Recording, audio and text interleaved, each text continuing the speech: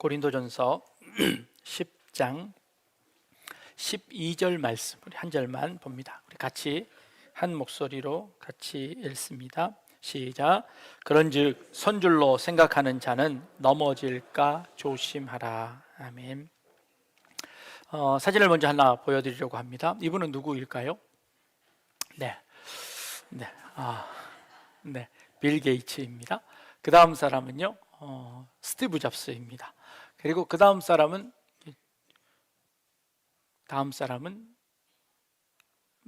안 나오네요. 주커버그라는 사람입니다. 이 세 사람의 공통점은 뭘까요? 엄청난 부자들입니다. 세 명 다 컴퓨터에 관련된 일을 하는 사람들입니다. 또 다른 공통점이 뭐가 있을까요? 이 세 사람은 대학 중퇴자입니다. 대학을 졸업하지 않고 중간에 그만둔 사람입니다. 대학도 졸업하지 않은 사람들이요, 회사를 만들었습니다. 그리고는 그 회사에는 최고의 학부들만 뽑습니다. 네, 이 세 분의 공통점은 뭘까요? 네, 다음 화면요. 김대중 대통령, 노무현 대통령, 이명박 대통령입니다. 이 세 분의 공통점은 뭘까요? 이 세 분 모두 다 상고 출신입니다. 집이 가난해서 대학을 갈 수 없는 형편에서 선택할 수 있는 가장 좋은 선택지는 당시에 상업고등학교였습니다. 그래서 상고를 선택해서 나오신 분들입니다. 좋은 대학이 성공의 요건은 아닌 것 같습니다. 그러면 뭐가 성공일까요? 어떤 사람을 성공했다고 이야기할까요? 그리고 2024년 여러분들이 이루고 싶은 성공은 무엇입니까? 어떤 삶을 살고 싶으십니까? 세계 500대 부자를 뽑았답니다. 연말이 지나면서 한 해 동안 세계 500대 부자를 뽑았는데요, 우리나라 사람은 세계 500대 부자 안에 들어간 사람이 이재용 회장밖에는 없다고 합니다. 500대 안에 들어갈 수도 없지요.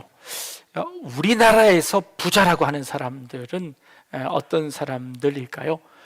최고 부자라고 하는 기준은 무엇일까요? 우리나라의 부자는 한 이 정도쯤 되면 부자라고 한답니다. 금융 자산이 10억 원 이상 있는 사람 정도쯤 되면 그때쯤에는 이제 부자라고 이야기할 수 있답니다. 2023년도 기준으로 우리나라에 45만 6천 명이 부자랍니다. 10억 이상의 금융 자산을 가지고 있다고 합니다. 나와는 상관없다라는 그런 표정으로 여러분들 보고 계신데, 수도권의 약 70%의 사람들이, 그런 분들이 살고 계시답니다. 그런데 그분들이 작년에 비해서 약 7.5%가 늘었답니다. 내 통장 잔고는 맨날 주는데 올라가는 사람은 따로 있나 봅니다. 그러면 이제 부자는 그만두고, 여러분들은 어느 정도쯤 되십니까? 그러면 이제 여러분들은 나는 이제 중산층입니다. 우리 늘 생각하는 이제 중산층이지요. 나는 한 평균쯤 되는 것 같습니다. 뭐 많이도 아니고 적지도 않고 한 중간쯤 사는 것 같습니다. 라고 혹시 생각하시나요? 중산층의 기준을 물어보았습니다. 어떤 사람이 우리나라의 중산층일까요? 보았습니다. 그랬더니 이렇게 얘기합니다. 부채가 없는 아파트 30평 이상을 소유해야 합니다. 이게 융자 끼면 안 됩니다. 월 급여가 500만 원 이상이어야 하고, 자동차는 최소한 2000cc 이상이어야 하고, 예금액 잔고는 한 1억쯤 있어야 한답니다. 그리고 해외여행을 1년에 한 번쯤은 그냥 다녀올 수 있는 정도쯤 되면 이제 중산층이라고 합니다. 자, 여러분 손 꼽아 보셨나요? 내가 여기 몇 개 해당되는지. 하나도 안 된다고 하는 분들도 계실지 모르겠습니다. 여러분들, 우리가 생각하는 중산층 정도도 혹은 안 되는 걸까요? 우리나라 사람들이 생각하는 중산층이랍니다. 그런데요, 또 외국에서는 좀 더 다른 기준을 가지고 있답니다. 프랑스에서는 이런 기준을 가지고 있답니다. 중산층은 이 정도 되어야 된답니다. 외국어 하나 정도는 할 수 있어야 하고, 직접 즐기는 스포츠가 있어야 하고, 다룰 줄 아는 악기가 있어야 하고, 남들과는 다른 맛을 내는 요리를 만들 수 있어야 하고, 공부에 의연히 참여하고 약자를 도우며 봉사활동을 꾸준히 하는 정도쯤 되어야 중산층이랍니다. 여러분들의 기준은 한국 기준에 맞으신가요? 유럽 기준에 맞으신가요? 예, 유럽 기준이 좀 더 많으신가요? 예, 우리 약대동 수준이 그 정도 아닙니까? 그렇죠? 네. 프랑스는 그렇습니다. 그런데 영국은 또 어떨까요? 네, 영국도 다른 기준을 가지고 있습니다. 페어플레이, 그리고 신념, 주장, 그리고 그럼에도 불구하고 독선적으로 행동하지 말고 약자를 두둔하고 불의, 불평, 불법에 대처하는 정도의 사람을, 그 정도 기준을 중산층이라고 이야기한다는 겁니다. 미국은요, 주장을 떳떳이 하고 약자를 돕고 부정, 불법에 저항하고 정기적으로 보는 비평지 하나 정도는 읽을 줄 알아야 중산층이 된다는 기준을 가지고 있습니다. 자, 부자는 돈 많은 사람입니다. 잘 사는 사람이 아닙니다. 잘 사는 사람은 바르게 사는 사람입니다. 옳은 길을 가는 사람입니다. 성공도 마찬가지입니다. 그저 돈 많이 버는 것, 그거 성공이라고 이야기하지 않습니다. 올바른 삶을 사는 것, 잘 사는 삶을 살아내는 것, 그거 성공이라고 이야기하는 겁니다. 스티브 잡스가 2005년도, 6년도에 그 스탠포드 대학의 그 졸업식에 참여해서 한 연설이 아주 유명합니다. 한번 보여주실까요? 그 연설에서 이 스티브 잡스는 세 가지를 이야기합니다. 그는 대학을 중퇴했습니다. 그러면서 첫 시작을 이렇게 이야기합니다. 내가 대학 졸업식에 이렇게 가까이 와본 것은 이번이 처음입니다 하고 그 졸업식에 참여했습니다. 그러면서 그는 이렇게 이야기합니다. 자기가 대학을 중퇴한 이유는 엄청난 등록금만큼 값어치가 없다고 생각해서, 자신의 부모님이 그렇게 부유하지 않은데 그 많은 돈을 다 들여서 대학을 다니는 것이 가치가 없다고 생각해서 그는 중퇴했다고 이야기합니다. 그럼에도 불구하고 중퇴한 이후에 몰래 청강으로 한 1년 8개월 동안 수업을 들었다고 합니다. 그런데 자기가 아무 쓸모없다고 생각되어져서 배웠던 그것들이 나중에 자기가 사업을 할 때 아주 귀한 자산이 되더라는 겁니다. 그가 스탠포드 대학을 졸업하는 학생들에게 우리의 모든 인생들 가운데 하나도 버릴 것이 없더라라고 하는 그런 교훈을 던졌습니다. 두 번째 교훈은요, 그가 사업에서 성공했을 때였습니다. 한참 자만할 때 그 애플의 이사회가 이 스티브 잡스를 그만 CEO에서 쫓아냅니다. 너무 억울했답니다. 자신이 이루어놓은 그 모든 것을 다 빼앗긴다고 생각했답니다.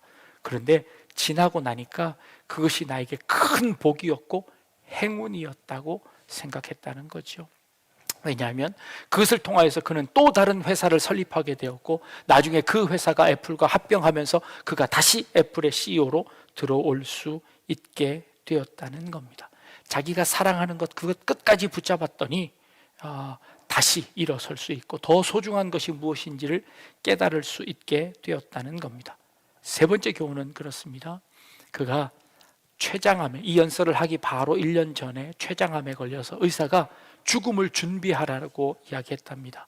그 이야기를 듣고 자신의 삶을 다시 한번 돌아볼 수 있었고, 죽음이 자신의 삶을 변화시킬 수 있었다는 겁니다.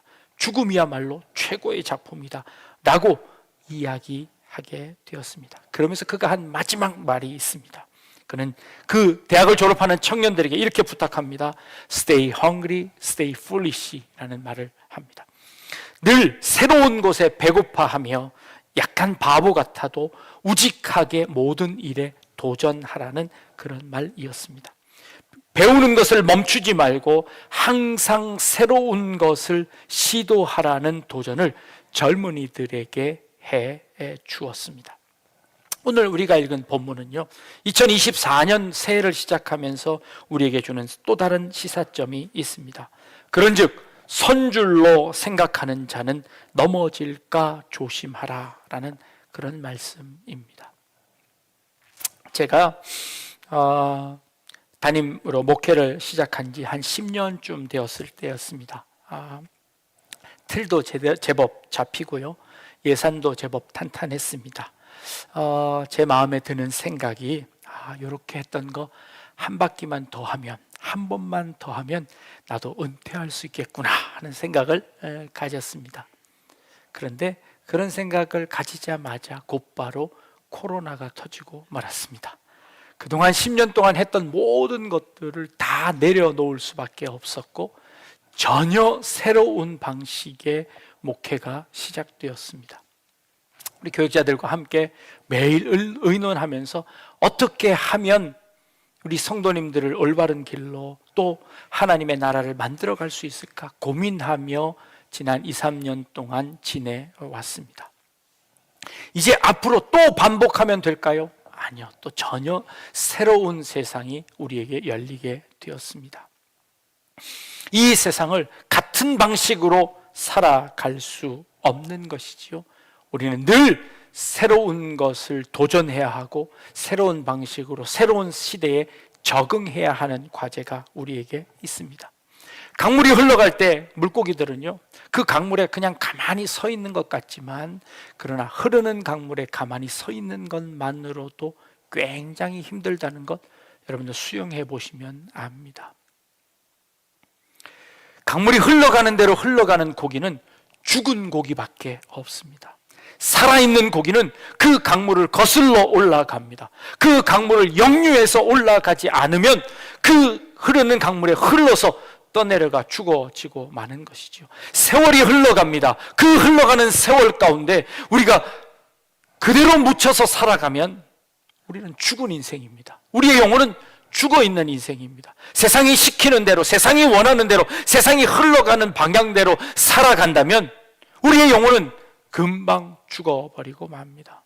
이 세상을 거슬러 올라가는 우리의 인생이 되어야겠습니다. 우리의 삶이, 우리의 인생이 그렇게 이 땅을 거슬러 올라가기를 원합니다.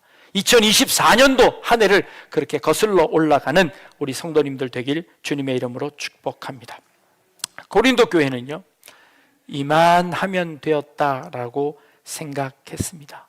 고린도 교회는요, 영지주의자들이 지식으로 굉장히 많이 배운 사람들이 그 교회에 있었습니다. 재정적으로도 아주 튼튼한 그런 도시였습니다. 무역을 하는 도시였기에 그 도시는 늘 풍성한 도시였습니다. 그러니 그들에게 부족한 것이 없었습니다. 그들은 이 정도면 되었다라고 생각하는 그런 교회였습니다. 그 교회에, 고린도 교회를 향하여 사도 바울이 권면하는 겁니다. 너희가 섰다고 생각하느냐? 넘어질 것을 조심해라 라고 이야기합니다. 스스로 만족하고 스스로 이 정도면 되었다라고 생각하는 그 순간 넘어질 수 있다는 것을 조심해야 합니다. 내가 지금까지 신앙생활 해온 것이 얼만데, 내가 지금까지 신앙생활 해오며 경험했던 것이 얼마나 많은데 우리는 그것 믿고 있습니다. 내년에도 별반 달라지지 않을 거야 라고 생각하면 우리는 곧 쓰러지고 넘어집니다. 자전거 바퀴는요, 계속해서 페달을 밟지 않으면 자전거는 넘어집니다. 자전거는 계속해서 페달을 밟아야만 달려갈 수 있고 서 있을 수 있다는 겁니다. 우리 약대중앙교회 규모가요, 전국에 한 평균쯤 됩니다. 평균 조금 넘을 것 같습니다. 이 정도면 중산층이라고 생각되어질까요? 이 정도면 안정되었다고 생각할까요? 그러나 전체적으로 문을 닫는 교회의 숫자가 늘어났습니다. 그리고 전체 우리나라에 있는 성도의 숫자가 점점 줄고 있습니다. 더군다나 여러분들이 잘 아시는 것처럼 출생률이 줄고 있습니다. 그리고 주일학교가 문을 닫는 주일학교회들이 많아집니다. 성탄절을 맞아 성탄 축하 발표회를 올해는 못했습니다 라고 하는 교회들이 많아졌습니다. 이것이 한국 교회의 형편입니다. 우리만 괜찮다고, 이 정도면 괜찮습니다, 여기에 만족합니다 라고 하는 순간 우리는 다 같이 무너지는 그런 경험을 하게 됩니다. 우리 올해 표어를 40년 우리를 넘어서다라는 표어를 여러분들과 함께 비전을 나누었습니다. 40년쯤 되면 이제 전통도 있고 괜찮다고 생각되어집니까? 아니요, 그렇지 않습니다. 우리는 늘 새로운 시대를 맞이합니다. 그 시대를 맞춰 우리가 넘어서야 하는 것들이 있다는 겁니다. 먼저 나를 넘어서자라고 말씀드렸습니다. 그리고 나와 너를 넘어서고, 그리고 우리의 이 공동체를 넘어서서 땅끝까지 이르러 주님의 증인이 되는 그 일에 여러분들 함께 동참해 주십시오 라고 여러분들에게 권면합니다. 사도 바울이 고린도 교회 성도들에게 권면했던 것처럼 우리 선줄로 생각하지 말고 넘어질까 조심하며 이 길을 나아갑시다 라고 권면했던 것처럼 40년을 맞이하는 우리 약대중앙교회, 그리고 2024년도를 새롭게 시작하는 우리 성도님들에게 다시 한번 부탁합니다. 우리를 넘어설 수 있기를 바랍니다. 선줄로 생각하지 말고 저 표대를 향하여 날마다 달려갈 수 있는 우리 성도님들 되기를 원합니다. 이 정도면 되었습니다 라고 자만하지 않고 자랑하지 않고 온전히 하나님 저 십자가를 향하여, 저 표대를 향하여 오늘도 그리고 한 걸음씩 나아갈 수 있는 그런 우리 성도님들 다 되실 수 있기를 주님의 이름으로 축복합니다. 기도하겠습니다.